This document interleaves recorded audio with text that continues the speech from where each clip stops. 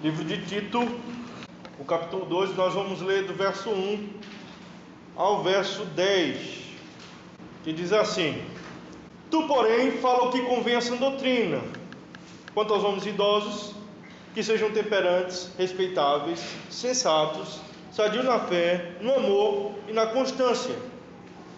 Quanto às mulheres idosas, semelhantemente, que sejam sérias em seu proceder, não caluniadoras, não escravizadas a muito vinho, sejam mestres do bem, a fim de instruírem as jovens recém-casadas a amarem ao marido e aos seus filhos, a serem sensatas, honestas, boas donas de casa, bondosas, sujeitas ao marido, para que a palavra de Deus não seja difamada. Quanto aos moços, de igual modo, exorta-os para que em todas as coisas sejam criteriosos. Torna-te pessoalmente padrão de boas obras. No ensino mostra integridade, reverência, na linguagem sadia e irrepreensível, para que o adversário seja envergonhado, não tendo indignidade nenhuma que dizer a nosso respeito. Quanto aos servos, que sejam em tudo obedientes ao seu Senhor, dando-lhe motivo de satisfação, não sejam respondões, não furtem, pelo contrário, deem prova de toda a fidelidade, a fim de honrarem em todas as coisas a doutrina de Deus, nosso Salvador. Amém. Vamos orar ao Senhor. Senhor nosso Deus e Pai, ó Deus, te louvamos, Senhor, por essa oportunidade, te louvamos, Senhor, pelos irmãos que aqui chegaram. Ó Pai, nós te louvamos, Senhor, por tudo que o Senhor tem feito nessa congregação, nessa igreja. Ó Deus, como o Senhor tem nos guiado, nos ensinado, nos tratado, nos exortado, nos consolado. Ó Deus, te louvamos, Pai, por tudo, Pai. Te pedimos, Senhor, mais uma vez, Senhor, que Teu Espírito Santo, Pai, esteja sobre nós. Ó Deus, sobre nossos ouvidos, iluminando nossas mentes, para que possamos entender a Tua palavra. Ó Deus, sem o Teu Espírito Santo, nada podemos fazer, nada podemos entender. Por isso, Pai, ó Deus, que declaramos, Pai, a nossa total necessidade de Ti. Nos ajuda, ó Deus, e nos fortalece pela Tua palavra. Em nome do Teu Filho amado Jesus. Amém. Pois bem, nós estamos na segunda pregação, no mesmo título, Vivendo em Piedade. Nós começamos a epístola de Tito falando a respeito do conhecimento que leva a uma vida piedosa. A igreja, penso eu, que está lembrada a respeito disso. Nós vimos que devemos conhecer, e este conhecimento, todo esse conhecimento deve nos levar a uma vida piedosa, conhecendo para viver em piedade. E no capítulo 2, ele vai descrever agora o viver em piedade. Olha, como é que vocês vão viver em piedade? E nós vimos também que primeiramente a instrução veio primeiro para o ministro, que era para Tito. E nós vimos isso na primeira pregação, no capítulo 2. E agora vamos partir para os homens mais velhos. Nós vamos ver quanto aos homens mais velhos. Nós já vimos quanto ao ministro, o viver piedoso quanto ao ministro, o viver piedoso agora quanto aos homens mais idosos, ou os homens idosos, quanto às mulheres idosas, quanto às jovens recém-casadas, quanto aos moços e quanto aos servos, ou escravos. E aqui nós vamos tentar destrinchar e fazer isso de maneira mais didática possível, simples, comum.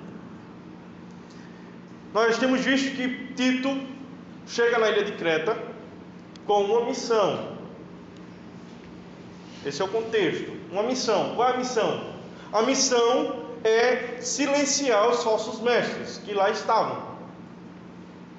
Tem que fazer os mestres ficarem calados, porque estão ensinando coisas erradas, coisas pervertidas, por causa da sua mente que era pervertida.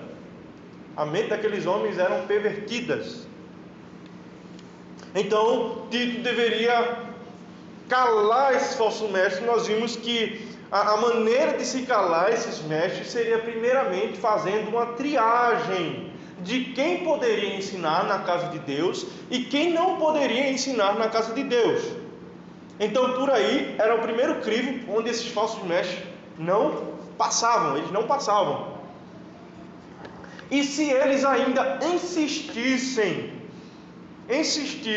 em continuar ensinando, mesmo não passando no crivo, nós vemos que a instrução a Tito era que Tito os exortasse e os refutassem publicamente se fosse necessário. Se eles não atendessem ao requisito de não serem arrogantes, não serem irascíveis, não serem dados ao vinho, serem marido de uma só mulher, não serem violentos, não serem cobiçosos, de torpe ganância, eles deveriam simplesmente abandonar o cargo que eles tinham se elegido ou que estavam ocupando e dar o lugar aos homens capacitados, que ali estavam dentro da igreja local. Então, o primeiro propósito de Tito é silenciar os falsos mestres. O segundo propósito de Tito, remover as falsas ideias. O povo estava contaminado com falsas ideias.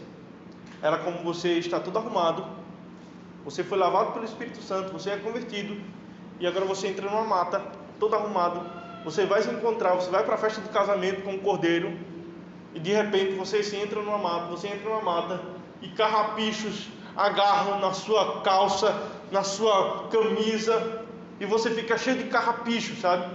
Esses homens estavam cheios de carrapichos, que eram venenosos, que furavam, que machucavam, por causa que esses homens eram essas ervas que soltavam esse veneno, soltavam esses carrapichos. Então o que acontecia? Tito tinha que ir e começar a tirar os carrapichos da roupa desses irmãos. E é um trabalho muito difícil. Um trabalho extremamente difícil. Extremamente difícil, exige muito de Tito. Como a pregação do Evangelho exige muito do ministro. Muito.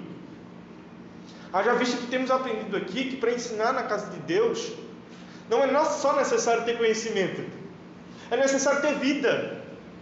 Na filosofia a gente usa um termo usado ad hominem, quando você para de atacar o argumento e ataca aquele que está argumentando.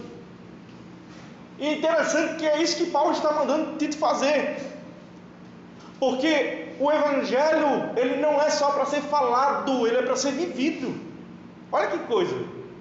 Se alguém, por mais inteligente que seja, não passar no crivo de ter uma vida piedosa, uma vida de acordo com o Evangelho, de acordo com os ditames do Evangelho, por mais que ele possa ser inteligente, esteja falando a coisa certa, a primeira coisa que você tem que fazer é dizer: olha, não, você não serve. Você não sabe, porque como é que você disse que está certo, mas a sua família é destruída? Como é que você vai me aconselhar a manter-me casado com minha esposa se você é separado, divorciado, se você já está no 5º casamento? Você não tem moral para falar comigo a respeito dessas coisas. Como é que você vai me ensinar a instruir o meu filho se seu filho é quase um capeta no mundo? Como é que você vai dizer para eu manter a minha casa em ordem se a sua casa é uma bagunça? Muita gente hoje se acha no direito de: não, descobri a reforma, eu agora vou instruir todos, venham todos comam e bebam. Mas vai ver a vida do camarada toda destruída. Então simplesmente ele deveria se colocar no seu lugar e dizer: Deus não me chamou para estar nesse posto, Deus chamou homens capacitados de vida, homens experimentados pelo tempo. Deus chamou esses homens. Mas quando a nossa vida não passa nesse crivo aqui, é porque Deus já tem nos reprovado de cara.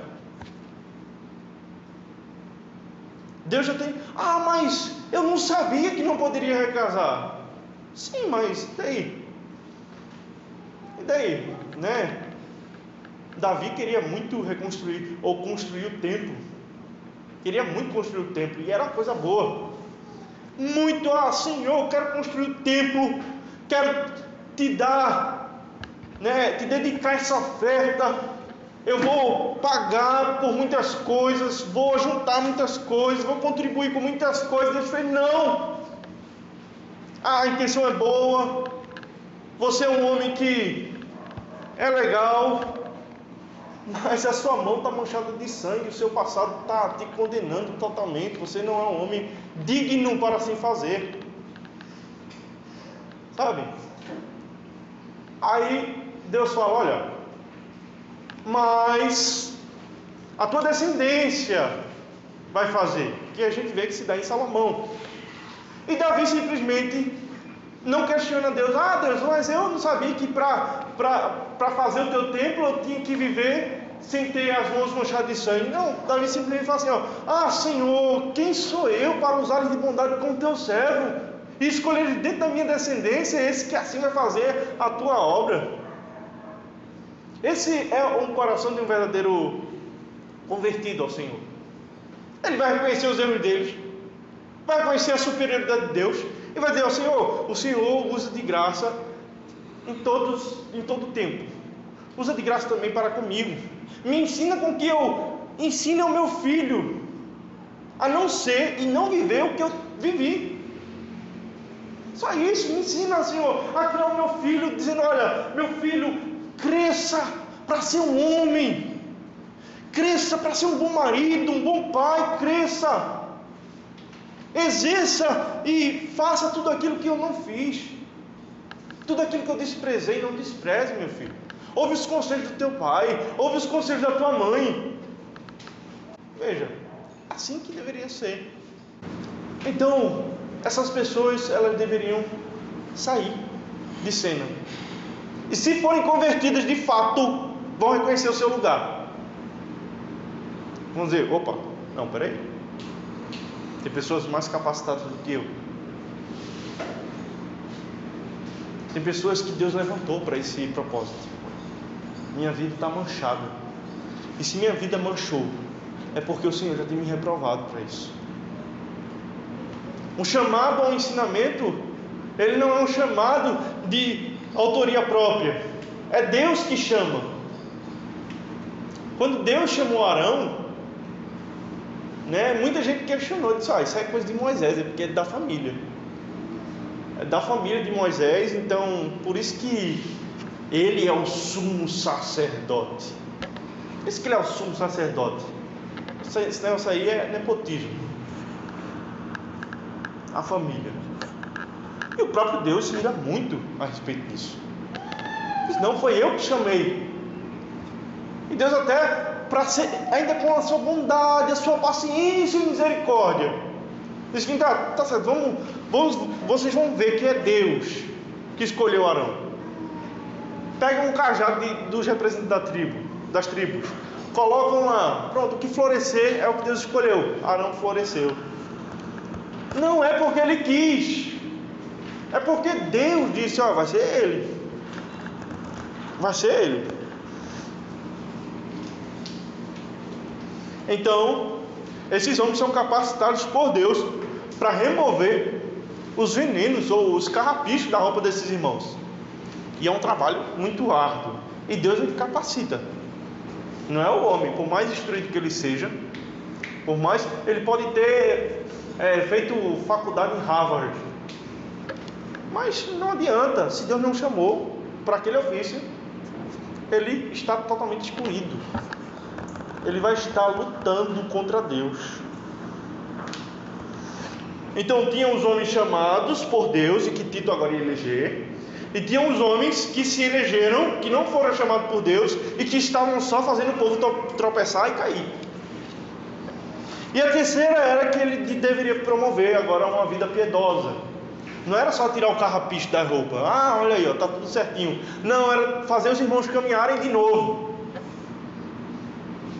agora na direção correta, sem carrapichos, ou pelo menos tirando o máximo possível, por causa da falha da igreja. As falhas que muitas vezes vão persistir em uma geração, mas na segunda que virá, já não vai ter mais. Mas na terceira que virá, já vai estar muito melhor. E assim devemos correr, assim devemos gastar e nos deixar gastar, para que isso venha acontecer dentro da nossa igreja. Então, as igrejas de Creta elas estavam passando por esse tipo de situação. Então era um trabalho muito árduo. Tito tinha que ter muita paciência e muito cuidado.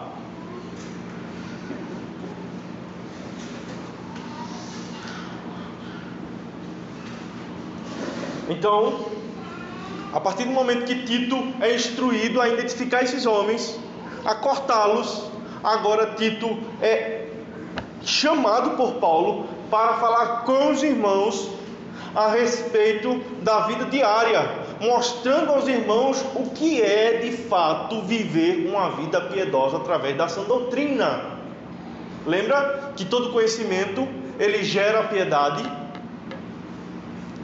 Todo conhecimento ele vai gerar piedade. Ele tem que gerar piedade. Não existe conhecimento da sã doutrina que gere impiedade. Não existe isso não. Depois que eu conheci eu fiquei mais irascível. Não existe isso. Não existe. O conhecimento de Deus ele vem te trazer uma vida nova, uma vida que vai sobrepujar, sabe? Vai sobressair a vida mundana.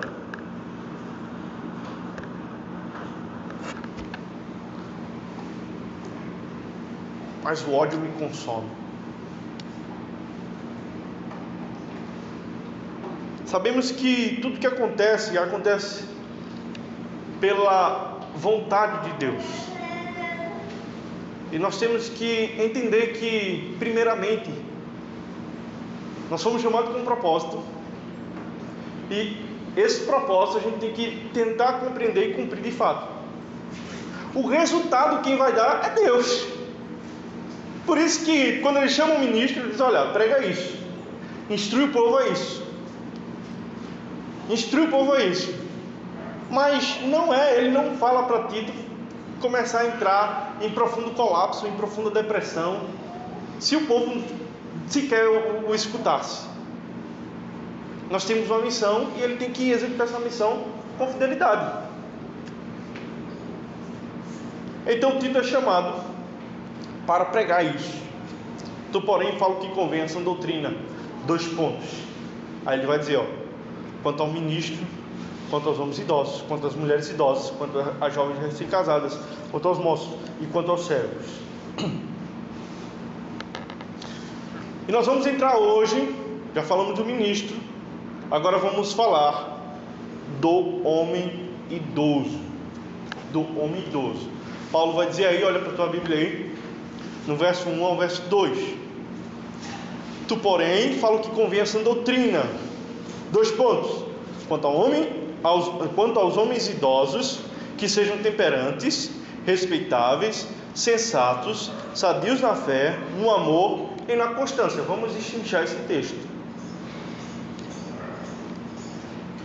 Quanto aos homens idosos, é muito interessante o Senhor nos instruir acerca dos homens idosos, sendo que a maioria dos que aqui estão são pessoas jovens, mas o Senhor, num decreto eterno, instruiu e instituiu esse dia para que nós viéssemos estar aqui falando a esse respeito, com um propósito e com uma especificação de que nós devemos nos voltar à piedade através desse tema, desse tópico. Então a gente tem que olhar assim e dizer: opa, o que o Senhor quer falar comigo? Essa é a questão. Opa, eu sou mulher, vai falar de homem idoso, o que é que isso tem a ver? O Senhor tem garantido uma joia preciosa para cada um que prestar atenção na sua palavra. A palavra do Senhor, ela é rica em todos os aspectos.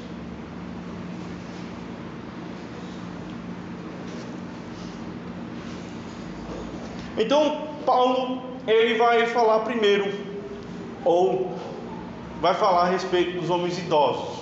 Os homens idosos. Por que os homens idosos? E não aos homens? Por que os homens idosos? Porque ele preferiu qualificar os homens e não colocar aos homens. Porque homens abarcaria tanto os homens mais novos quanto também os homens mais velhos.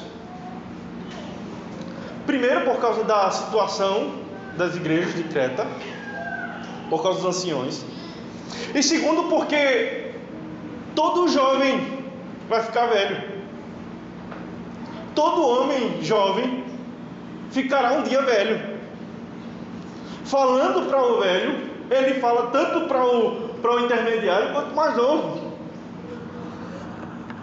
Ele fala para o velho ou para o idoso, e ele atinge também os que estão indo e caminhando para ali chegar. É muito mais prático falar do final para aqueles que já estão no final e aqueles que ainda estão chegando no final. Então vai abarcar todos, de certa forma, também.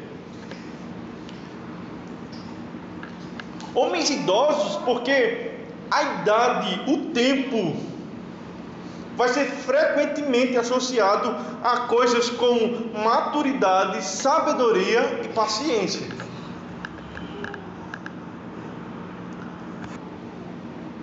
Os homens velhos devem ter essas características. Eles devem ser maduros, eles devem ser sábios e eles devem ter paciência. Nós vemos que a Bíblia relata a respeito do que se espera do homem idoso. Vamos ver lá Jó 12:12. Abram sua Bíblia aí, Jó 12:12. Jó, ele no entendimento, ele vai fazer um questionamento, que é um questionamento de sabedoria. É sabido que se deve ser assim, mas o Senhor sobrepuja tudo isso. O Senhor é mais do que isso.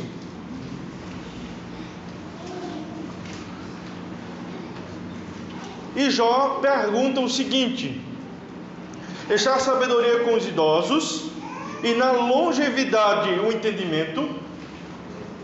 Aí depois ele vai dizer que o entendimento está com o Senhor, e a sabedoria também está com o Senhor. Mas olha o que ele questiona aqui, dizendo o seguinte: olha, eu estou entendendo que os homens, por mais sábios que eles sejam, e os idosos, por mais tempo que ele tenha vivido, eles, comparado ao Senhor, não passam de completos ignorantes.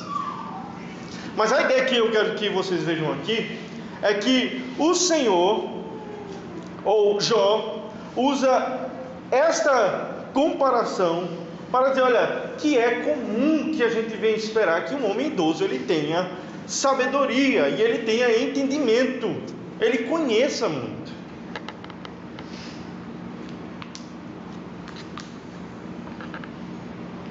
Porém, nem sempre é o caso, sabe? Nem sempre é o caso. Nem sempre é o caso de uma pessoa ser idosa e ser sábia e ter entendimento. E aí estava acontecendo aqui na ilha de Creta. Homens que tinham perdido o senso da responsabilidade e do exemplo. Eles perderam isso.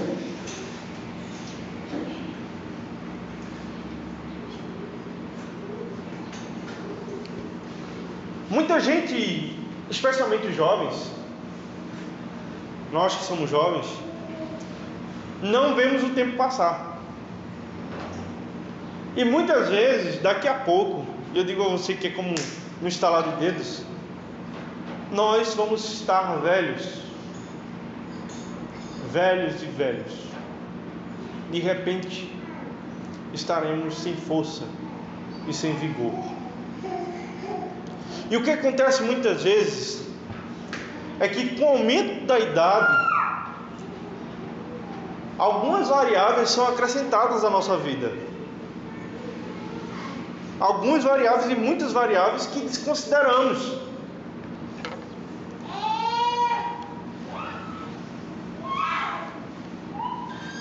Nós muitas vezes ignoramos que nosso corpo mortal irá sofrer. Irá sofrer com o quê? Com diminuição da energia, da visão, da audição, com dores e mais dores, com doenças e mais doenças.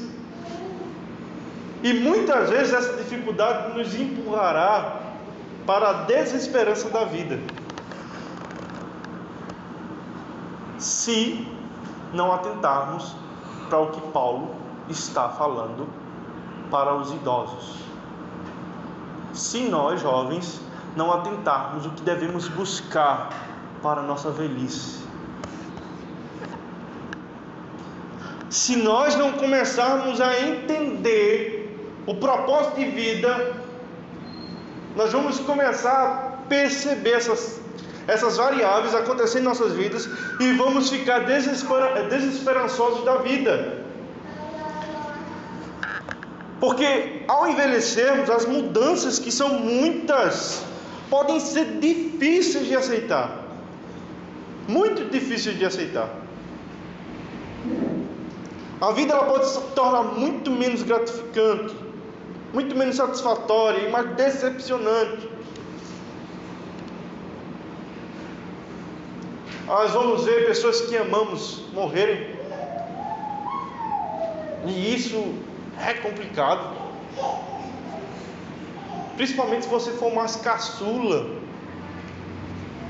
Se você for o menor, o mais jovem, você vai ver todos os seus parentes morrerem, se de fato a natureza seguir seu rumo. Você vai ver seus avós morrerem, você vai ver sua mãe morrer, seu pai morrer, seu irmão mais velho morrer, sua irmã mais velha morrer, e você vai continuar vivo. E a saudade, ela muitas vezes vai lhe bombardear, e você pode se tornar desesperançoso.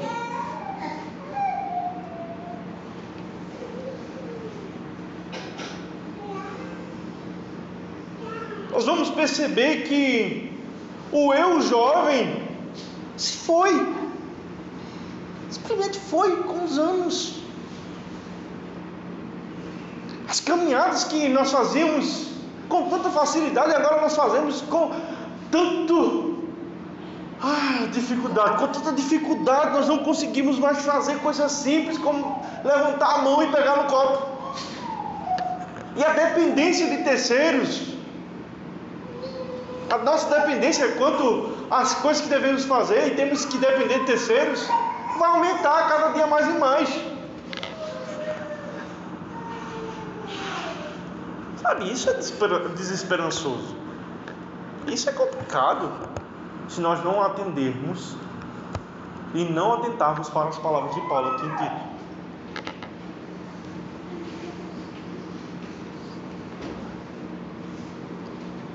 Muitas vezes, por causa de não atentar para as coisas que aqui são requeridas, aí o que é que se recorre? Recorre à anestesia do Estado. O que é a anestesia do Estado? Embriaguez. É se ocupar com coisas vãs. É tentar dar um propósito na vida que é inútil. Sabe? E era isso que estava acontecendo aqui na ilha de Creta. Esses homens estavam se deixando levar por embriaguez. Esses homens estavam se deixando levar por fábula judaica. Nossa, eu vivi minha vida toda aprendendo isso. Agora ele vem com essa coisa nova. É agora um evangelho novo. Agora é um conhecimento novo, tá vendo? Agora eu descobri que Adão de fato tinha um umbigo. E não que ele não tinha umbigo. Coisa totalmente irrelevante. Agora descobri qual é o sexo dos anjos. E eles fazem dessas coisas inúteis, um propósito de vida. Porque a vida ele já não tem mais valor, não vem mais valor na vida deles. E quando não é isso, se rendem a embriaguez. E nós vamos ver que esse tipo de comportamento também vai se estender também para as mulheres. Mulheres ficando bêbadas. Os homens que já não estavam mais se dando respeito. também empurravam as mulheres assim a fazer. E era crente, Natanael? Era crente. Era crente. Paulo teve que dizer o seguinte: mulher, não fica bêbada não, rapaz. Vocês estão desonrando o nome de Deus. E elas eram crentes, bêbadas. Veja que coisa. E os homens, os homens mais velhos, ele também vai requerer um modo e um proceder de vida diário. Vai chegar assim: seu João, seu Zé da barraca, não ajam dessa forma, não vivam assim. Não vivam dessa forma, não. O Evangelho nos chama para uma nova vida, para uma novidade de vida. Seja pequeno, grande e velho.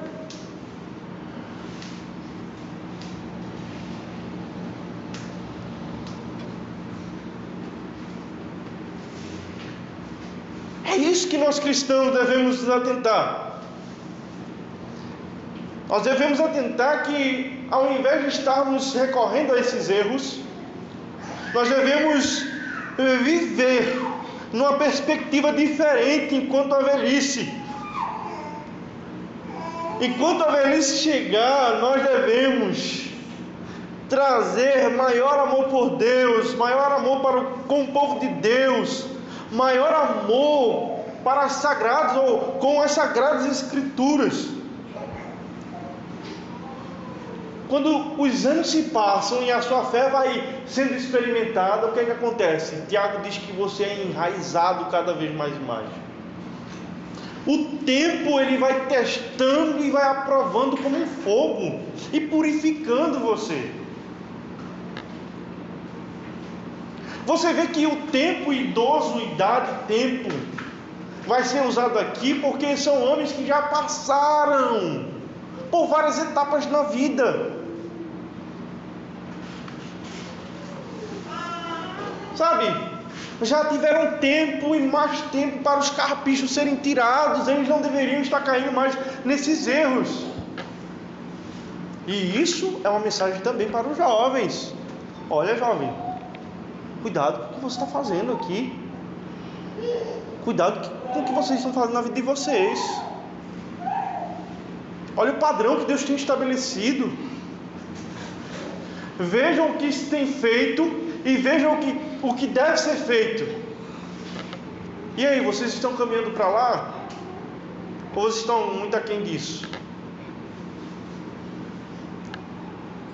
Ou vocês acham que vocês nunca vão envelhecer?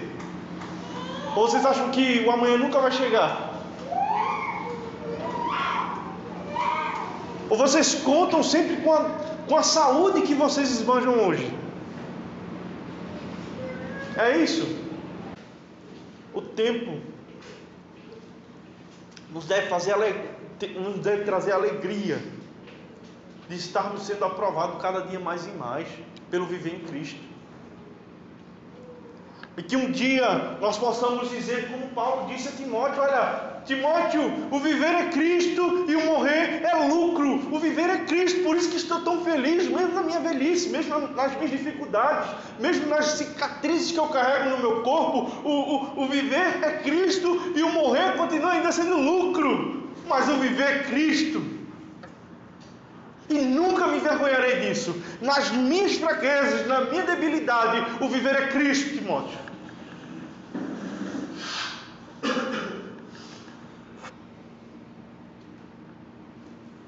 Um dia, jovem, um dia eu verei o Senhor face a face. O idoso deve dizer. Um dia eu verei o Senhor face a face, e cada dia que se passa, eu sinto mais e mais o chamado do Senhor dizendo: vem, vem, vem. Porque cada dia que um cristão vive é um dia a menos que se passa para se encontrar com o Criador. Eles estão nessa expectativa, nessa esperança, e essa esperança os fazem serem guiados ao caminho certeiro e não a ficarem titubeando de embriaguez, de falácias, de pensamentos esdrúxulos quanto ao viver diário. Seu Zé da barraca, quando você chegar lá para comprar alguma coisa, ele, seu Zé, me deu um cacho de pitomba aí, ele vai dizer, olha meu filho, esse cacho de pitomba aqui foi o Senhor, na sua providência, que fez com que ele chegasse aqui, glória a Deus por ele, meu filho.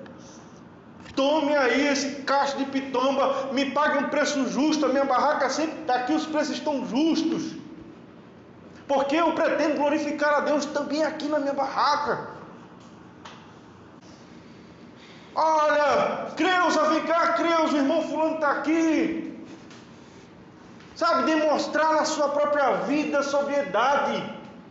E mostrar o amor para que ele tem com sua esposa e a esposa da mocidade. Ele não é aquele que diz assim, não vejo a hora de me separar, não aguento mais. A sua esposa não é aquela que diz assim, eu aguento esse traste. Não é uma esposa que ama também o seu marido, que reconhece nele o seu cajado, sabe, de estrutura, de se segurar nele, de dizer, me leva para onde você for.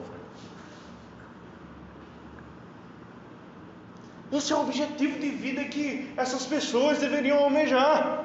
Os idosos assim devem ser.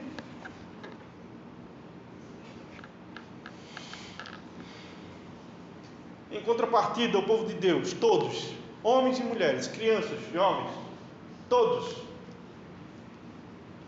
devem compreender que devem valorizar o homem idoso, sempre que tiver oportunidade. Valorizem e homenageiem os homens idosos, que passaram anos na comunhão com o Senhor, que são homens aprovados pelo tempo, que são homens que passaram coisas que você nem imagina, você nasce agora, e são homens que estão aí, dando exemplo de sabedoria, exemplo de sobriedade. Nós como igreja devemos desprezar, não, ficou velho, ficou inútil. Não, veja nele uma fonte de sabedoria e dizer ao Senhor, como é que foram os seus dias? Me conte, eu quero saber como é que você conseguiu essa façanha. Como é que o Senhor ama tanto sua esposa, esses anos que se passaram, como foi que o Senhor viveu? Me explique, me conte as suas histórias, as suas lutas, as suas vitórias. Me conte tudo isso, eu sento aqui, eu escuto você falar. Eu escuto, eu sinto prazer. Sabe, uma pessoa anciã que tem sabedoria e quando ela fala, você simplesmente fica vislumbrando lá. Fica dizendo, nossa, que coisa maravilhosa. Um dia eu chego lá. E um dia você vai chegar lá. Querendo Deus, se o Senhor não voltar. Um dia você chegará lá. Um dia você chegará lá. E um dia você vai ser o que está lá. E as outras pessoas vão chegar para você e pedir conselho. Provérbios 16:31 diz que os cabelos, o cabelo grisalho é a coroa de esplendor. E ela se obtém mediante vida justa. Sabe? A igreja, ela é ricamente abençoada com os exemplos desses homens.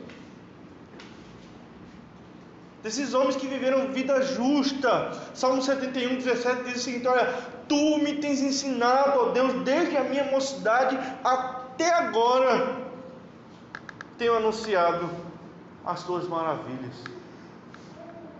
O Senhor os ensinou, e eles até hoje anunciam a grandeza de Deus.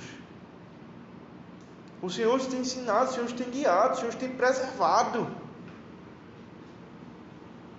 Que eles possam um dia dizer como Paulo, combati o bom combate, completei a carreira e guardei a fé. Já agora a coroa da justiça me está guardada, a qual o Senhor, o reto juiz, me dará naquele dia, e não somente a mim, mas também a todos quanto amam a sua vida. Todos que amam a sua vida. Aí você pode dizer assim, então todos os velhos são piedosos? Não, não é isso. Porque a idade não traz piedade em si mesmo. A idade não traz piedade em si mesmo. No entanto, como podemos ver, perceber no contexto, a idade não faz um homem ser mais piedoso, mais fiel, mais satisfeito ou mais eficaz a Deus. Mas contudo, a idade misturada ou vinculado à sabedoria que Deus dá, a sabedoria que vai preceder a muitos, ela te tornará sábio. Um homem ímpio, ele pode ser velho e tolo, mas um cristão já velho, ele nunca deve ser um tolo. Ele nunca deve não ter nada para lhe falar e dar exemplo e lhe guiar. Ele faz parte do conselho da igreja, porque ele sabe, ele já viu muita coisa, já vivenciou muita coisa. Ele já viu muitas ideias serem totalmente destrutivas no meio do povo de Deus. E ele pondera em tudo. E esses homens estavam procedendo de forma ímpia, como nós temos visto, porque se deixaram, na sua falta de sabedoria, se deixaram influenciar por esses homens que tinham tomado conta da igreja de Creta, em Creta, das igrejas em Creta, e estavam, ao invés de promover uma vida piedosa nesses homens, os mais velhos, que são exemplo dos mais moços, eles estavam fazendo com que esses homens vivessem uma vida totalmente aquém do Evangelho. Não tem exemplo nenhum esses velhos, perderam o respeito. Sabe, perderam o respeito. E você vê, hoje, é o que está sendo desconstruído. O respeito não tem pela idade. Alguns anos atrás, se você passasse por uma pessoa mais velha, você baixava a cabeça e dizia o seguinte: benção. Não sei se muitos chegaram a esse tempo. Benção, e o idoso dizia assim: ó, Deus te abençoe, meu filho. Ia pedir uma informação e dizia: benção. Para aquele idoso desse a benção, ele dizia: Deus te abençoe. O que foi? Onde é que fica a mágoa aqui de não sei o quê? Era assim.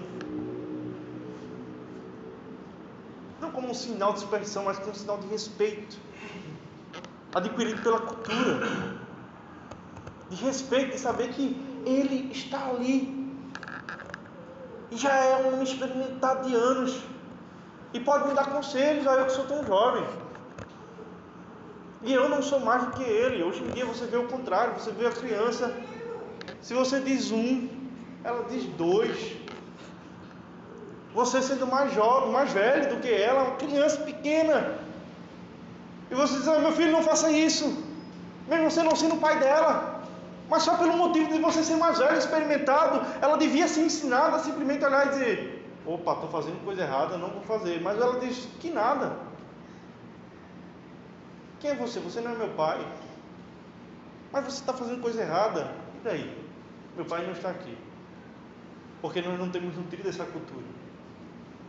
E não temos nutrido esse conhecimento e inculcado isso aos nossos filhos. E isso é muito triste. Por isso que o ter cabelo branco, o ser idoso, não está além de qualquer correção. Sabe? Esses homens ímpios, eles muitas vezes não receberam instrução, por isso que não são sábios, mas não deixam de ter vivido muito. E temos que ter cuidado. Esses homens crentes que são tolos, eles não podem não ser repreendidos por causa da sua velhice, mas eles devem se voltar para Deus. Ao passo que Paulo fala para Tito: olha, não repreendas ao homem idoso, antes exorta-o como a um pai.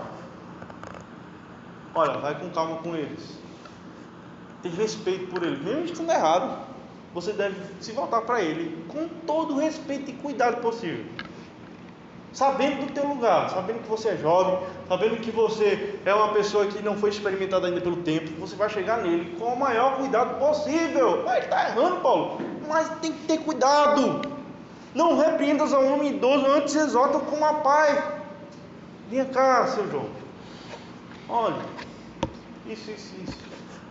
Me desculpe estar aqui me intrometendo falar com o senhor. Veja, está lá em 1 Timóteo 5:1. Depois você vê quando está em casa. Todos os homens mais velhos são chamados a um viver santo, a ter vidas exemplares perante o Senhor diante da igreja e diante também do mundo. Eles devem abandonar a imprudência, a irreflexão, a instabilidade, que é pertinente à juventude.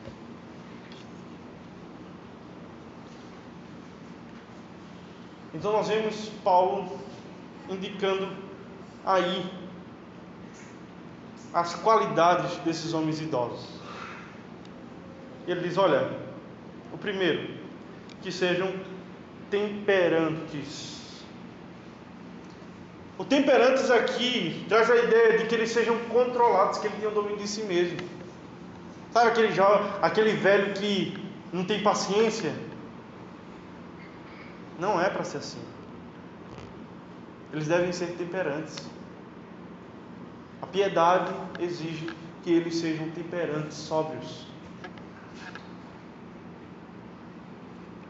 Eles não podem estar carregados de ideias que os deixam com certos vícios. Ele precisa ter controle de si mesmo.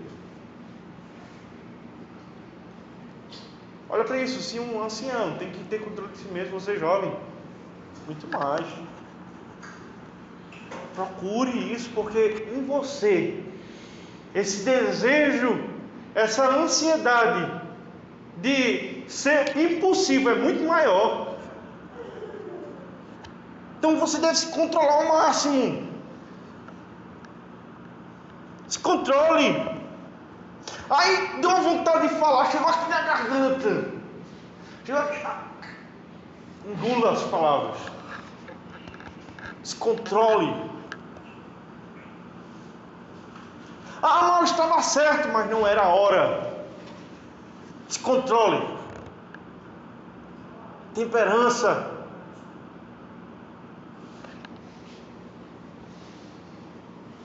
Primeira Coríntios 15:34, Paulo vai dizer, olha, tornai-vos a sobriedade como é justo e não pequeis.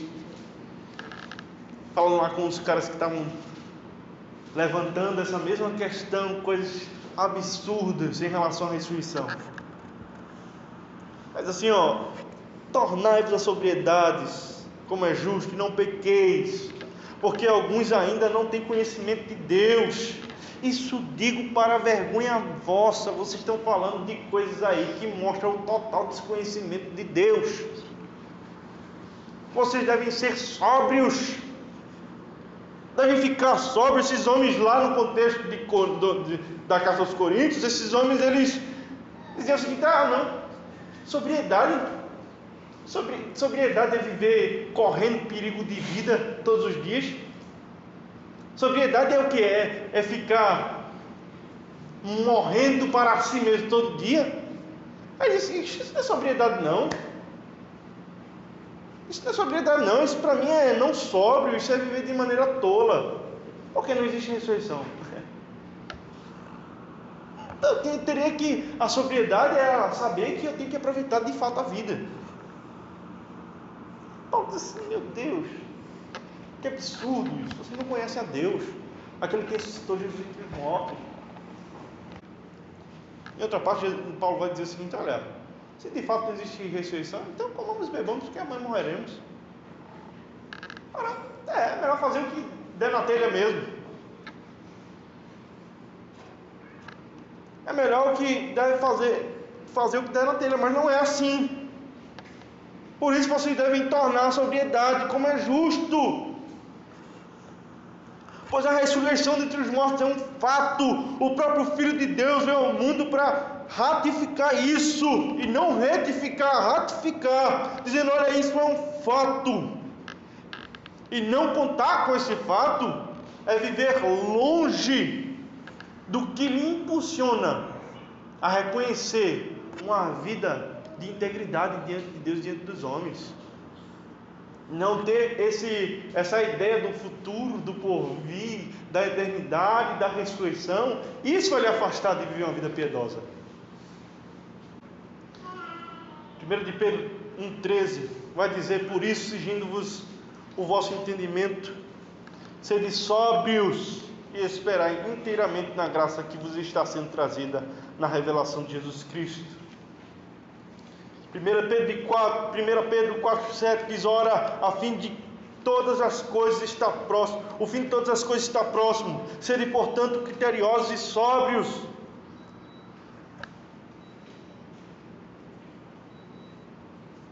Olha só, que coisa. Sobriedade exigida de todos, e do ancião principalmente, porque eles dão exemplo lá de cima, para que os jovens também tenham um espelho. Certo dia, um pai já idoso, ele chega no seu filho e diz assim: olha, por que você é tão agressivo? Por que você age dessa forma? Por que você é tão irado? Por que você perde tanto a cabeça? Aí ele diz: ó, vem cá, faça o seguinte, toda vez que você se irar, para você ver que você se ira muito, você vai pegar um prego e fixá-lo na porta do seu quarto. E a porta do quarto dele era uma porta bonita, sabe? Aquelas portas bem acabadas, passam pelo torno, envernizada.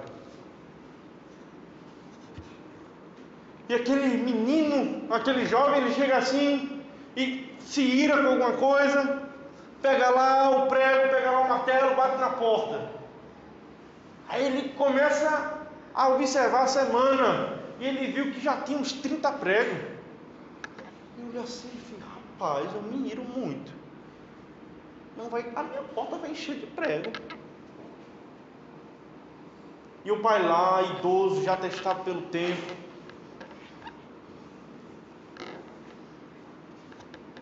quando vê, os pregos vão começando a diminuir, porque ele vai prestando atenção que de fato ele é irascível.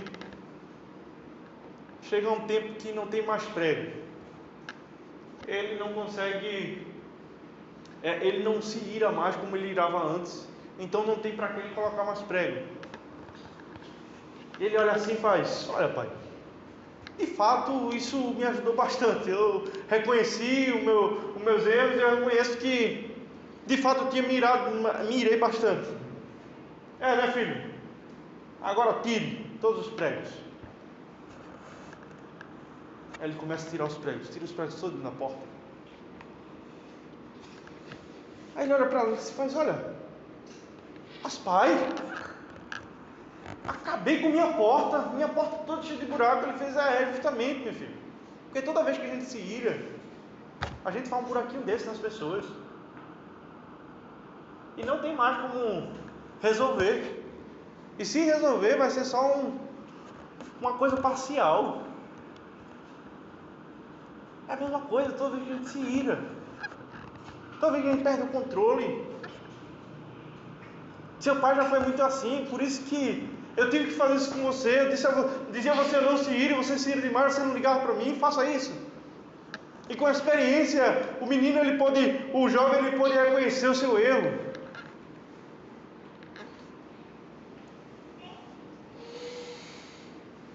O homem mais velho deve ser sóbrio, capaz de discernir com mais clareza as coisas que são da maior importância e valor.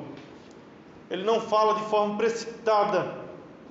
Ele não usa seu tempo, seu dinheiro ou sua energia de forma mais desprezível, inútil. Ele não faz isso, mas as suas prioridades são na ordem certa, e ele está satisfeito com menos e com as coisas mais simples da vida, porque já foi testado pelo tempo. Ele já viu que tudo é canseira e fala. Tudo é vaidade. Tudo é vaidade. Já vi, sabe aquele cidadão que olha assim e faz, está tudo na calmaria. Ele já viu que a maioria das coisas são inúteis. E ele vai começando a traçar o que de fato é real, o que de fato vale a pena. O segundo objetivo é que eles sejam respeitáveis. Respeitáveis. Aqui, a palavra no grego significa que eles sejam dignos. Dignos. Esses homens devem ser dignos, devem buscar uma vida digna. Buscar uma vida digna, é isso mesmo, buscar uma vida digna. Uma vida honrosa, onde quem possa fazer parte do convívio dele diga assim: olha, aquele senhor ali é um senhor digno, ele deve todo o nosso respeito, nós devemos respeitá-lo, ele age de forma correta.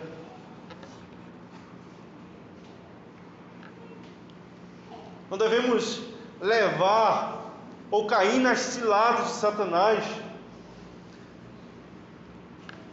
levando a vida sem considerações tolas. Devemos mostrar e devemos buscar uma vida de respeito, uma vida de proceder respeitável. Vamos abrir lá em 2 Tessalonicenses.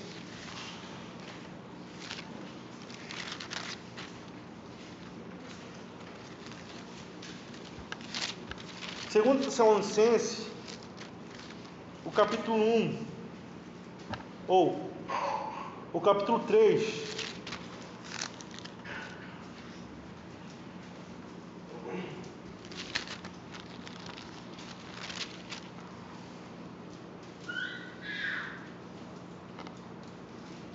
Do verso 10 ao verso 11. Olha o que não é uma maneira respeitável de se viver. Toda a igreja, porque quando ainda convosco vos ordenamos isto: se alguém não quer trabalhar, também não coma, pois de fato estamos informados de que entre vós há pessoas que andam desordenadamente, não trabalhando, antes se intrometem na vida alheia. Pois bem, olha, sejam respeitáveis. Sejam respeitáveis. Olha, aqui o que estava acontecendo? Esses homens estavam se intrometendo na vida alheia. Essa é uma tradução possível. Mas esse se intrometer na vida alheia, ele é um termo só no grego. E esse termo ele significa aquele que se ocupa com futilidades, trivialidades, coisas desnecessárias, assuntos inúteis. Aí agora a gente vai entender que, de fato, encaixa com o contexto. Pois é o que vai se requerer de Tito. Olha, evita discussões insensatas, genealogias, contenda e debates sobre a lei, porque não tem utilidade e são fúteis. Sejam respeitáveis. Vocês ficam aí discutindo coisas que não vai nem vem, não traz respeito. Vocês ficam como aqueles que só querem debater e falar e não vivem nada. A vida de vocês estão indo pelo ralo, escorrendo pelo ralo. Sejam sadios na fé. Não vivam dessa forma não. Não vivam dessa forma não. Sejam respeitáveis. Não se ocupem com futilidades. Aqui eu abro um parêntese. E a gente já vai terminando. Eu abro um parêntese. Quando ele fala aqui a respeito de futilidade, ele está falando de coisa que não traz nenhum benefício. Mas isso aqui também não exclui que o crente vive, ou que o crente deve, ou isso aqui não fala que o crente deve viver para trabalhar. Aqui ele está dizendo o seguinte: olha, o crente ele trabalha para viver. É diferente. Ele não vive para trabalhar. Ele não é aquele crente que não tem respeito da sua mulher porque não dá atenção à sua mulher. Ele não é aquele crente que não tem o respeito dos seus filhos porque ele simplesmente ignora que seus filhos existem, que eles vivem para trabalhar e que o que importa é ele ter o dinheiro no bolso e estar ali bancando a creche, bancando o pão. E ele simplesmente desconsidera a questão emocional, a questão espiritual, ele desconsidera tudo porque ele vive para trabalhar e ele não trabalha para viver.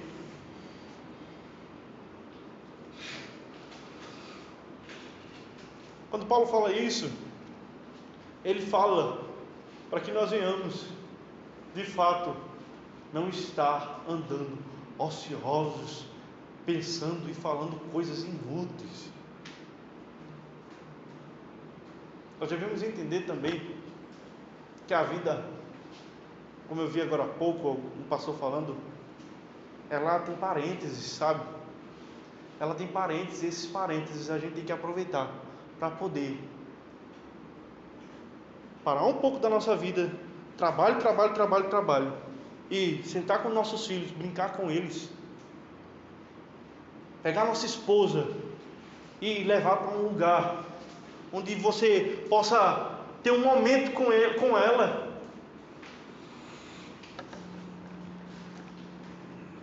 Momento de sorrir, momento de amar a esposa, momento de brincar com o filho, momento de descansar o corpo enfadado.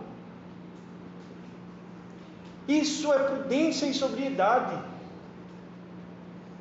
Prudência? Não, peraí. A minha família, ela precisa de comida, precisa de tudo isso, mas ela também precisa do necessário para a sua alma, fortalecimento espiritual. As crianças precisam ter ideia disso. Por isso que nós temos o Salmo 128 que diz, olha, do trabalho das tuas mãos comerás, desfrutar do seu trabalho, você desfruta do seu trabalho. E isso vai ocasionar o seguinte, felicidade, feliz serás e tu te irá bem. Você trabalha e é infeliz? Como é que pode isso? Não pode. Tem que trabalhar, ser feliz e tudo te irá bem, porque o respeito vem, você sabe ser sóbrio nas coisas, você sabe ser respeitado, porque você sabe ter ciência do que é necessário, ter ciência das prioridades. Que sejam sensatos, moderados, eles têm discernimento, eles têm descrição, eles julgam como andar, eles julgam o seu andar, e eles fazem uma coisa que o salmista diz, olha, Senhor, me ensina a contar, nos ensina a contar os nossos dias, para que alcancemos um coração sábio. Ele sentar ali, ponderando tudo que ele viveu. Sabe aquela ilustraçãozinha? A nossa vida é como um carro na via. Um carro na via e nós somos o motorista. Se a gente ficar olhando só para o para-brisa e só olhando para frente, fazendo nossas manobras, sem olhar para nenhum canto, a gente pode acabar cometendo um acidente. E o que é que temos que fazer? Ou olhar para os retrovisores. Às vezes olhamos para o retrovisor e vemos o que passou, vemos o que está atrás e continuamos a nossa jornada. Mas de outra forma também, nós só olharmos para o retrovisor e não olharmos para o para-brisa para adiante, nós batemos também da mesma forma. Tem que ser um equilíbrio de sobriedade, de sensatez. Romanos 12:3 diz que a graça, porque pela graça que foi me dada, digo a cada um dentre vós, que não pense de si mesmo além do que convém, antes pense com moderação, segundo a medida da fé, que Deus repartiu a cada um. Para finalizar, nós temos o ponto 4, Paulo dizendo que vocês, ou que os idosos, sejam sadios na fé, no amor e na constância. Nós temos sadios na fé, porque eles foram experimentados. A triagem já foi feita em sua fé, eles estão arraigados. No amor, porque é necessário ter amor para com os irmãos.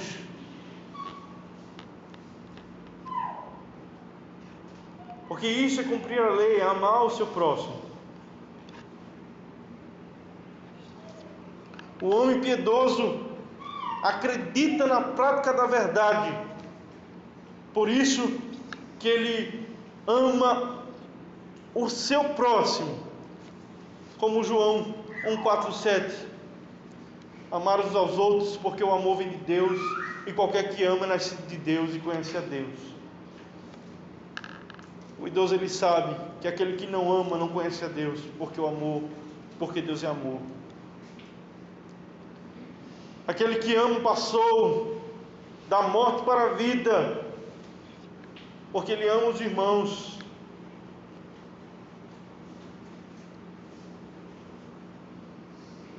Porque ele acredita no amor que Deus tem para nós. Porque Deus é amor. E aquele que permanece no amor, permanece em Deus, e Deus nele. E esse homem não tem medo de amar, porque ele sabe que o verdadeiro amor, e no amor não há temor, porque o amor perfeito, ele lança fora o medo. E nós sabemos que tudo isso fazemos porque ele nos amou primeiro. O Senhor nos amou primeiro. E eles são constantes, sabendo que todas as coisas cooperam para o bem daqueles que amam a Deus. As dificuldades todas convergem no porvir.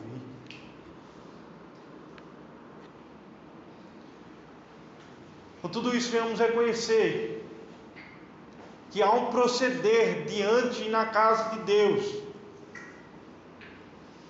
E que nós venhamos reconhecer nesses homens exemplos, e venhamos ser esses homens no futuro, sempre visando a glória do Cristo ressurreto, que morreu pelos nossos pecados, para que nós venhamos andar em novidade de vida, e nunca de forma impiedosa. A impiedade do viver, ela compete aos homens ímpios, mas a nós, aqui na casa de Deus, o que nos compete é um viver piedoso, e buscar em tudo ser exemplo, tanto para os de dentro, como para os de fora. Que o Senhor nos ajude a assim sermos, e a compreendermos que o viver é Cristo, e o morrer é lucro.